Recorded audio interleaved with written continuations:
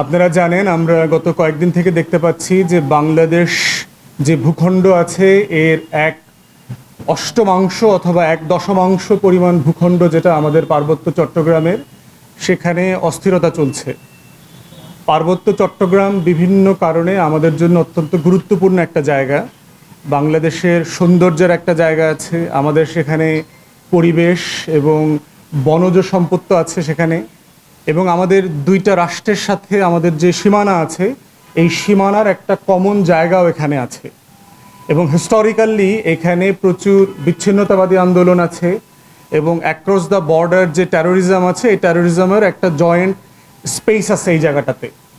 সব কিছু মিলায় বাংলাদেশের স্বাধীনতা, সার্বভৌমত্ব, আমাদের জাতীয় স্বার্থ এবং নাগরিক অধিকার, এই প্রত্যেকটা বিষয় পার্বত্য চট্টগ্রামের সাথে জড়িয়ে আছে। এবং হিস্টোরিক্যালি যদি আপনারা দেখেন, শত শত বছর থেকে মানুষ এখানে বসবাস করেছে এবং মুঘল এম্পায়ার থেকে আমরা দেখেছি, ব্রিটিশ আমলে দেখেছি, এখানে বেশ কিছু টেনশন সবসময় চলেছে এবং বিভিন্ন আইনের মাধ্যমে এই টেনশনগুলোকে অ্যাড্রেস করবারও চেষ্টা হয়েছে। 60-এর দশকে আপনারা জানেন যে আমাদের যে কাপ্তাই লেক আছে এখানে 50-54 মেগাওয়াটের একটা পানি বিদ্যুৎ প্রকল্প করবার আয়োজন করা হয় এবং চাকমা জনগোষ্ঠী থেকে শুরু করে অনেক নৃতাত্ত্বিক সংখ্যালঘু জনগোষ্ঠী অঞ্চলে বাস করতেন। তাদেরকে তখন এখান থেকে যেহেতু উচ্ছেদ করে এই কাপ্তাই লেক করতে হয়েছে, এই জনগোষ্ঠীর ক্ষতিপূরণ এবং পুনর্বাসন নিয়ে একটা বড় বিতর্ক তৈরি হয় এবং একটা বঞ্চনার ইতিহাসও তৈরি হয়। এবং আপনারা জানেন যে এই চাকমা জনগোষ্ঠীর একটা বড় জনগোষ্ঠী পরবর্তীতে ভারত অংশে চলে যায়। যে অংশের স্টেটমেন্ট আপনারা দেখেছেন যে চাকমাদের একটা গ্রুপ যারা ইন্ডিয়াতে থাকেন, তারা ভারতের প্রধানমন্ত্রীর কাছে চিঠি লিখেছেন গত কয়েকদিন আগে। চিঠি লিখে তারা তাদের নিরাপত্তার দাবি তুলেছেন এবং বাংলাদেশে যে তারা দাবি করেছে যে আমাদের চট্টগ্রাম অঞ্চলে, পার্বত্য চট্টগ্রাম অঞ্চলে নাকি অসংখ্য চাকমা সম্প্রদায় এবং অন্যান্য সম্প্রদায়ের মানুষকে হত্যা করা হয়েছে, এগুলোর বিচার চেয়েছেন। তো সেই জায়গা থেকে আমরা দেখলাম যে জনসংহতি সমিতির যে আন্দোলন ছিল আপনার 72-এর দশকে, কাপ্তাই লেকের পরে বড় সংকটটা তৈরি হয় আওয়ামী লীগের প্রথম আমলে, শেখ মুজিবুর রহমান যখন শাসন করছিলেন। বাংলাদেশের সংবিধান যখন তৈরি হয় তখন আপনারা জানেন যে আওয়ামী লীগ একটা মূলনীতি যোগ করে, সেটা হচ্ছে বাঙালি জাতীয়তাবাদ।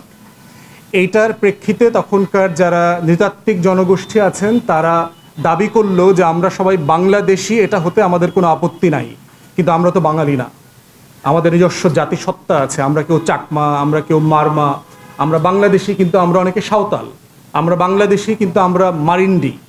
তো এই ধরনের অসংখ্য জাতিগোষ্ঠীর পরিচয়কে তখন আমাদের সংবিধান ধারণ করতে পারে নাই, যে কারণে ওখানে একটা টেনশন তৈরি হয় এবং চাকমাদের একটা প্রতিনিধি দল এবং অন্যান্য সংখ্যালঘু জনগোষ্ঠীর যে প্রতিনিধি দল তারা শেখ মুজিবুর রহমানের সাথে এসে দেখা করেন। উনি এই সমস্যাটার সমাধান না করে সকলকে বাঙালি হয়ে যেতে বলেছিলেন, যে তোমরা বাঙালি হয়ে যাও, তাহলে কোনো সমস্যার সমাধান থাকছে না। এটা অবশ্যই অত্যন্ত অপমানজনক কথা ছিল যে আমাকে যদি সাডেনলি, আমি বাঙালি, আমাকে যদি বলা হয় তুমি বিহারি হয়ে যাও, তুমি রোহিঙ্গা হয়ে যাও, তুমি চাকমা হয়ে যাও, এটা আমাদের সবার জন্য অত্যন্ত দুঃখজনক এবং অপমানজনক। এই দুইটা ঘটনাকে কেন্দ্র করে আমরা দেখলাম 70-এর 80-র দশকে এবং 90-এর দশকে সশস্ত্র আন্দোলন পাহাড়ে শুরু হয়, যেটা পরবর্তীতে চুক্তির মাধ্যমে, আইনের মাধ্যমে মিটিগেট করা হয় এবং থেমে থেমে এই সংকটগুলো বারবার ফিরে আসছে। সম্প্রতি যে উসিলাতে আপনার এই ঘটনাটা ঘটলো, আপনারা দেখলেন সম্ভবত বৃহস্পতিবার রাতে একজন বাঙালি যুবক মামুন নামে, তাকে রাত 2:30টার দিকে ফোন করে ডেকে নেওয়া হয়। তার বিরুদ্ধে অভিযোগ ছিল যে তিনি নাকি একটা মোটরসাইকেল চুরি করেছেন এবং এই অভিযোগে তাকে পিটিয়ে মারা হয়।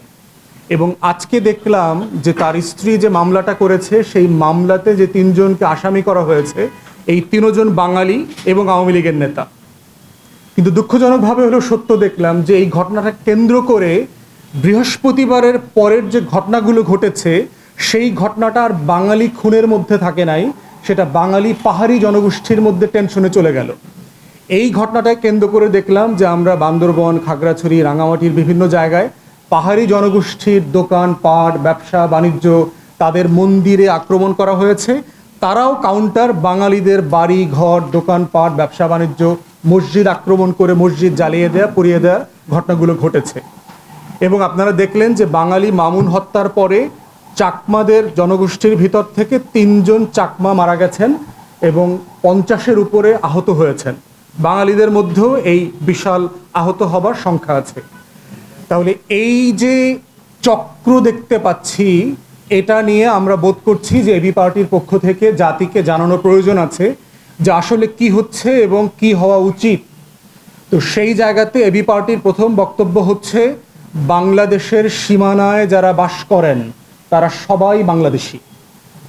বাংলাদেশের সংবিধান তাদের পরিচয় ঠিক করে দিয়েছে, তারা সবাই বাংলাদেশি। এবং এই বাংলাদেশি হওয়ার পরে কেউ সমতলি হতে পারেন, কেউ পাহাড়ি হতে পারেন, কেউ বাঙালি হতে পারেন, কেউ বিহারি হতে পারেন, তিনি চাকমা হতে পারবেন, মারমা হতে পারবেন, খাসিয়া হতে পারবেন, সাঁওতাল হতে পারবেন, মারিন্ডি হতে পারবেন।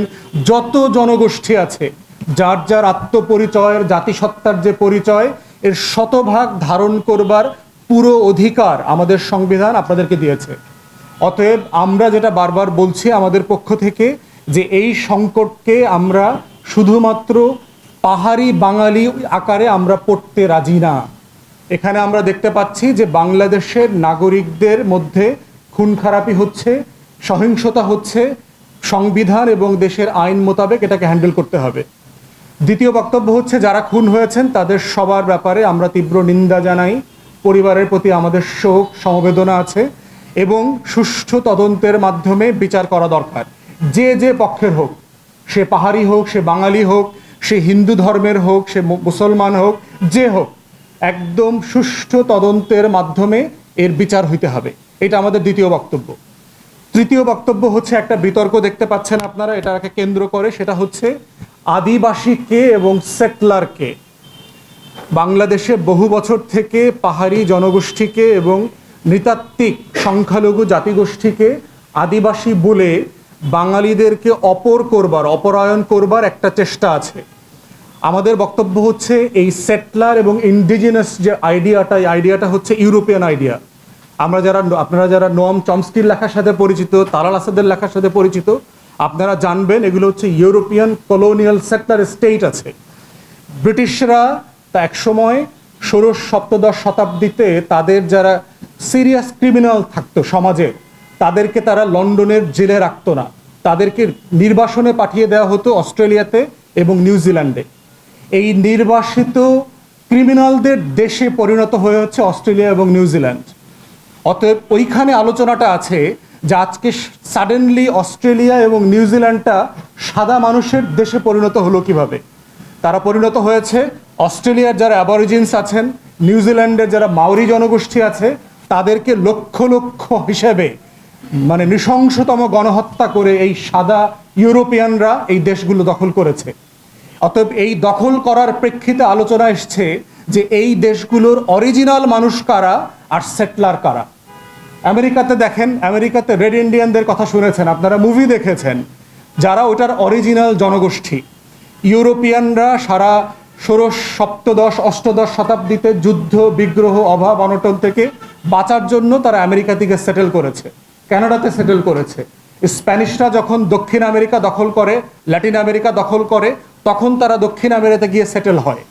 অতএব তারা ওই অঞ্চলের জনগোষ্ঠী ছিল না, তারা অন্য দেশ থেকে গিয়ে সেটেল করেছে। বাঙালিরা এই দেশের মানুষ, তারা চট্টগ্রামে থাকলে, পার্বত্য চট্টগ্রামে থাকলে তারা সেটলার হয় না। কারণ পার্বত্য চট্টগ্রামের যারা পাহাড়ি জনগোষ্ঠী, তাদের বয়স 250 বছর, 300 বছর, 350 বছর। 250 বছর আগে ত্রিপুরা থেকে, কম্বোডিয়া থেকে, মঙ্গোলিয়া থেকে অথবা বার্মা থেকে আসলে অরিজিনাল আদিবাসী হয় না, হতে পারে না। এই পুরো জনগোষ্ঠীর আদিবাসী হচ্ছে বাঙালিরা। অতএব সেটলার বলবার মধ্য দিয়ে কিছু কিছু জাতীয় গণমাধ্যম এবং তথাকথিত কিছু দেশ বিক্রি করা বুদ্ধিজীবী দালালরা যেটা বলবার চেষ্টা করছে, বাঙালিরা হচ্ছে অপর, বাঙালিরা কোনো দেশ দখল করে ওখানে যায় নাই সাদাদের মতো। অতএব সাদাদের চোখ দিয়ে পার্বত্য চট্টগ্রামকে দেখবার যে ভুল নীতি আমরা দেখতে পাচ্ছি, এটা বন্ধ করতে হবে। এটা বাংলাদেশের স্বাধীনতা, সার্বভৌমত্ব এবং আমাদের জাতীয় স্বার্থের পরিপন্থী। তাহলে আমাদের মিলনের জায়গা কোথায়? সূত্র হচ্ছে বাংলাদেশিতা। আমরা সবাই বাংলাদেশি। যে যেখান থেকে 250 বছর আগে আসছেন, যে যেখান থেকে ত্রিপুরা থেকে আসছেন, যে যুদ্ধ থেকে পালায়া বায়ানমার থেকে, বার্মা থেকে আসছেন অথবা মঙ্গোলিয়া থেকে আসছেন, আপনারা সবাই এখন বাংলাদেশি। আপনারা শত শত বছর ধরে এখানে আছেন। অতএব আপনাদের জাতিসত্তার অধিকার আছে, আপনাদের নাগরিক অধিকার আছে। এই প্রত্যেকটা অধিকার আমরা স্বীকার করি এবং আমরা বারবার দাবি করেছি তত্ত্বাবধায়ক সরকারকে সিরিয়াসলি তদন্ত করে কোথায় কোথায় অন্যায্যতা হচ্ছে এটার সমাধান করতে হবে।